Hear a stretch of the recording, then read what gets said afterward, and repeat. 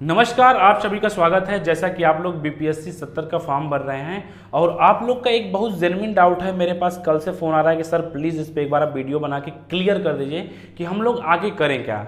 First doubt आप लोग का ये है कि पोस्ट प्रेफरेंस को लेके कुछ स्टूडेंट का डाउट ये है कि सर मुझे पोस्ट प्रेफरेंस ये फिल करना था बट वो फिल ना करके मैं अदर पोस्ट फिल कर दिया, अब मुझे क्या करना है। तो उनके प्रॉब्लम का भी मैं सोल्यूशन बताऊंगा। और कुछ स्टूडेंट ऐसे हैं कि जो दोनों पोस्ट को सेलेक्ट कर दिए हैं और अब उनको प्रॉब्लम आ रहा है कि सर मैंने पेमेंट नहीं किया है, मुझे करेक्शन डेट मिलेगा कि नहीं मिलेगा, तो उनका भी डाउट क्लियर करूंगा। और एक आप लोग का जो लास्ट डाउट है बैंक ड्राफ्ट को लेके कैसे बनवाना है, क्या क्या चीज़ उसमें अटैच करना है, तो उस चीज़ को भी मैं इस वीडियो में क्लियर करूंगा। तो हम लोग स्टार्ट करते हैं स्टेप बाय स्टेप। सबसे पहला डाउट मैं उन स्टूडेंट का लेता हूं कि जो स्टूडेंट दोनों पोस्ट को सेलेक्ट कर चुके हैं। देखिए, पहला डाउट मेरा यह है कि कुछ स्टूडेंट ऐसे हैं जो CCE और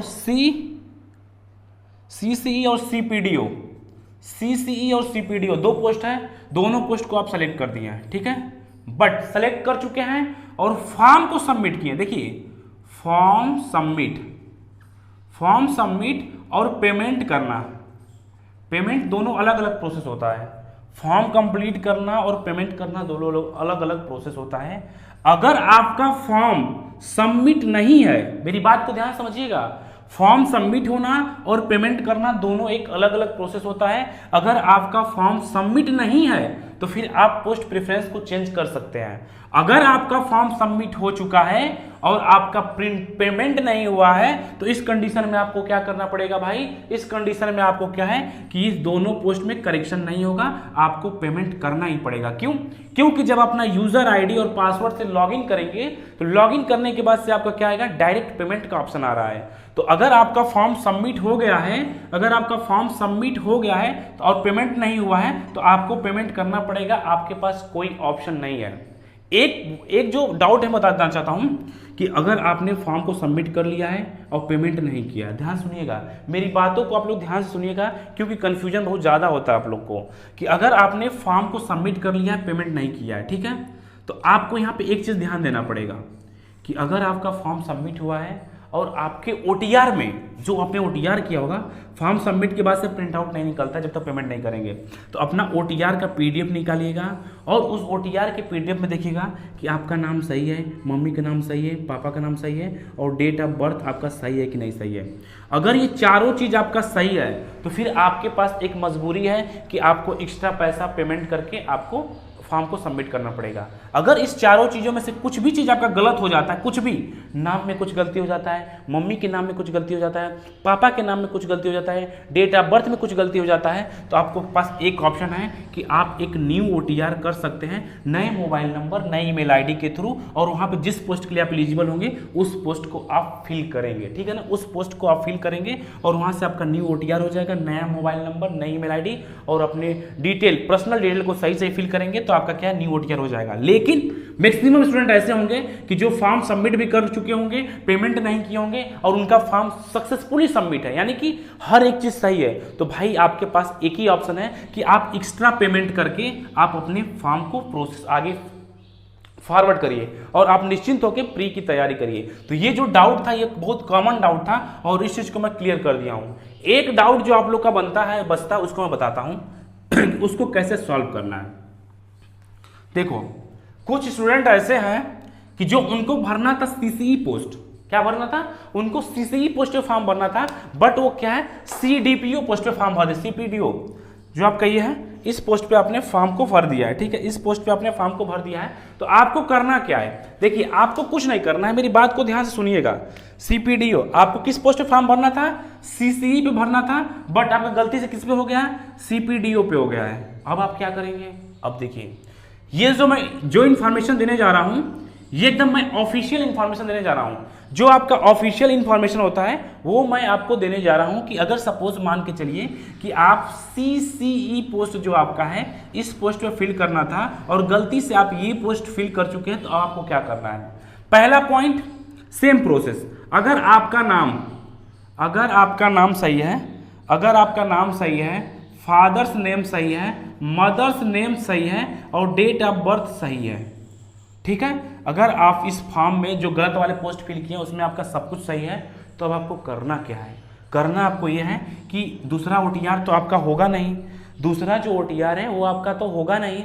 जब दूसरा OTR आपका नहीं होगा तो अब आपको क्या करना है, अब आपको क्या करना है, एक न्यू दूसरा OTR करेंगे तो वो आपका इस डिटेल पे नहीं होगा। तो आपके पास सिर्फ ओनली वन ऑप्शन है और कोई ऑप्शन नहीं है। इस फॉर्म में अगर आप सब कुछ, जिस गलत पोस्ट पे अगर फॉर्म भरे हैं और वहाँ पे आप सब कुछ सही भरते हैं और आपकी एलिजिबिलिटी नहीं रहती है तो उस फॉर्म का कोई मतलब नहीं होता है।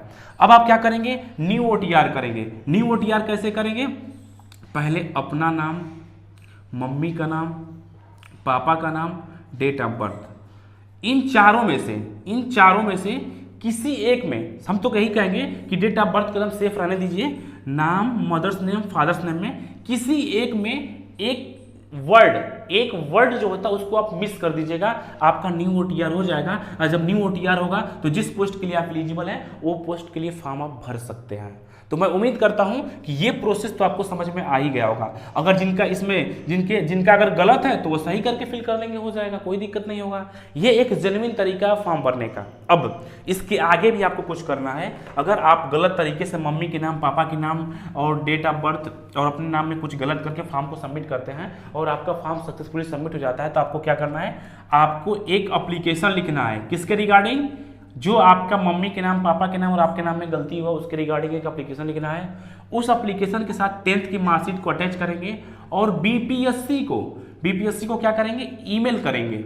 बीपीएससी को ईमेल करेंगे और ईमेल करने के बाद से क्या, उसका आप स्क्रीनशॉट ले लेंगे। जब उसका आप स्क्रीनशॉट ले लेंगे तो भाई क्या होगा कि आपका जब एडमिट कार्ड आएगा तो ऐसा नहीं कि अगर आपने फॉर्म में अपना नाम गलत लिखा है तो एडमिट कार्ड में सही हो जाएगा, एडमिट कार्ड में भी गलत रहेगा।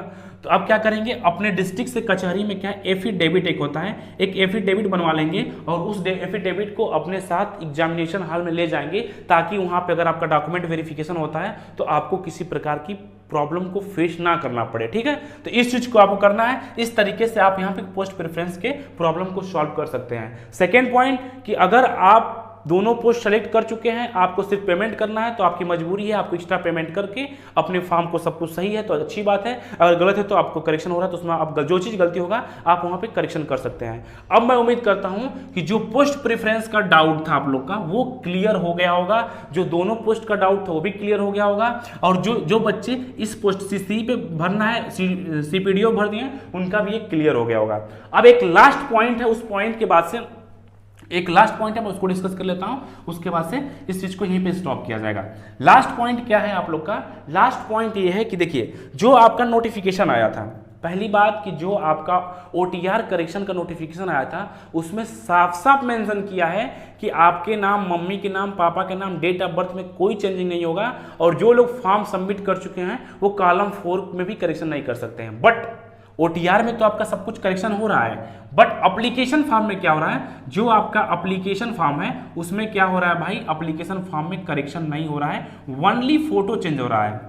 अगर किसी के एकेडमी में गलती हो गया है तो प्लीज किसी प्रकार का कोई आप करेक्शन ना करें। अभी 2-4 दिन आयोग से बात हुआ है, आयोग में एक सर गए थे, उन्होंने बताया है कि 2-4-5 दिन आप लोग रुक जाइए, हो सकता है कि आप लोग को अपडेट मिल जाएगा, अगर अपडेट नहीं मिलेगा तो फिर आगे आपको बताया जाएगा कि आपको करना क्या है। ठीक है, ये चीजें हैं। अब एक जो सबसे इंपॉर्टेंट पॉइंट है उस पॉइंट को हम लोग देख लेते हैं।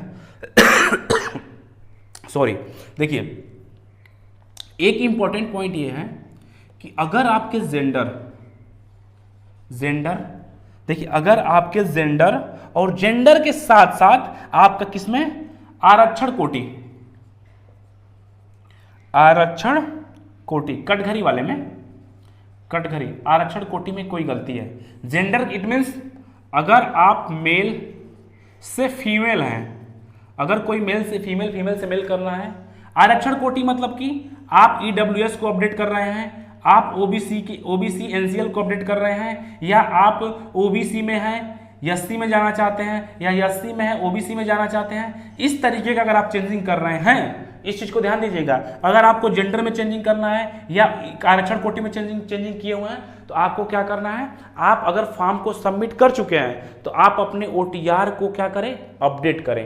OTR अपडेट करने के बाद से क्या है, आपको एक OTR का प्रिंट आउट आएगा, प्रिंट आउट, उस प्रिंट आउट को आप निकलवा लीजिएगा।